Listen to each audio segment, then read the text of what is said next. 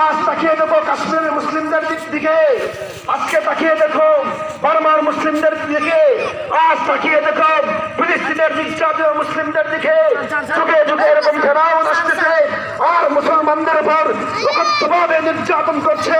2-2.5 বছরের শিশুদেরকে হেলিকপ্টার দিয়ে শহীদ করা হচ্ছে, ফিলিস্তিনের 2-2.5 বছরের শিশুদেরকে জবাই করা হচ্ছে।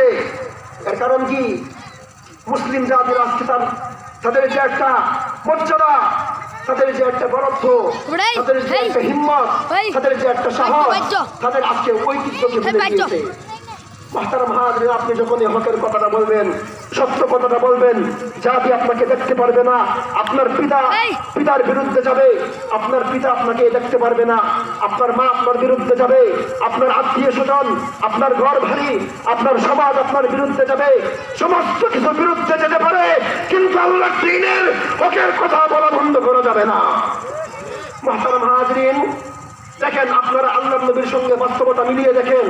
আল্লাহর নবী হকের দাওয়াত দিচ্ছেন, কোরআনের দাওয়াত দিচ্ছেন, আমরাও তো দাওয়াত দেই।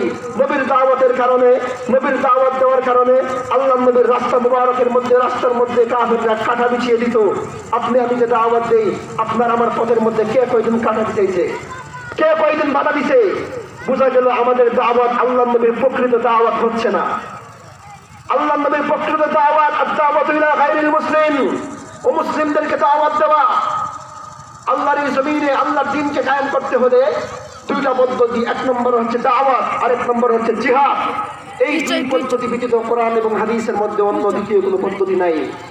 মুহতারাম হাজিরিন, এজন্য ভালো করে বুঝতে হবে। বলতেছিলাম, আল্লাহর নবী যখন এই আল্লাহর নবীকে মক্কার কাফেররা আলামিন উপাধি দিয়েছিল, যারা আলামিন উপাধি দিয়েছিল,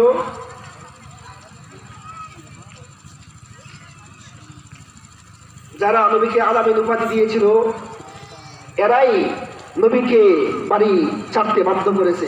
দেখেন, যখন আল্লাহর নবী সাল্লাল্লাহু আলাইহি ওয়াসাল্লাম হকের দাওয়াত দেওয়া আরম্ভ করলো, তখন কাফেররা, মক্কার আবু জাহেল, উতবা, সাইবারা, ওরা আল্লাহর নবীকে দেশ ছাড়তে বাধ্য করেছে।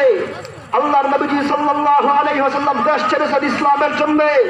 পিতামাতার প্রতি, মাতৃভূমির প্রতি, ঘর বাড়ির প্রতি তিনি লোভ লালসা করেন নাই। মক্কা ছেড়েছেন আল্লাহর নবীজি সাল্লাল্লাহু আলাইহি ওয়াসাল্লাম দ্বীন কায়েমের জন্য। সাহাবায়ে কেরাম দিনের পর দিন, রাতের পর রাত, দেশ থেকে দেশান্তর ত্যাগ করে, মাতৃভূমি ত্যাগ করে গোটা পৃথিবীর মধ্যে ইসলামের দাওয়াত পৌঁছে দিয়েছেন। আর ওই সাহাবায়ে কেরামদের মাধ্যমে আজকে আমরা ইসলাম পাইছি। দেখেন সাহাবায়ে কেরামদের ইতিহাস আর আজকে আমাদের এই জাতির ইতিহাস দেখেন। সাহাবায়ে কেরাম কার কি হবে না হবে সব তোয়াক্কা করেন নাই, পরোয়া করেন নাই।